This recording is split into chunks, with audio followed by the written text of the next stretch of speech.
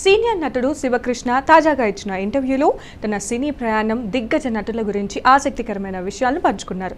తాను సీనియర్ ఎన్టీఆర్ గారికి పెద్ద అభిమానినని, ఆయన్ని దేవుడిలా భావిస్తానని ఆయన తెలిపారు. అదే సమయంలో తన కెరియర్లో ఎక్కువ సినిమాలు సూపర్ స్టార్ కృష్ణతోనే చేశానని, ఆయనతో పనిచేయడం తనకు ఒక గొప్ప అనుభవం అని చెప్పారు. కృష్ణ గారిని ఆయన బోలా శంకర్దని అభివర్ణిస్తూ ఆయనంతా ఓపెన్ హార్టెడ్, నిజాయితీ గల వ్యక్తిని తాను ఎప్పుడూ చూడలేదని అన్నారు.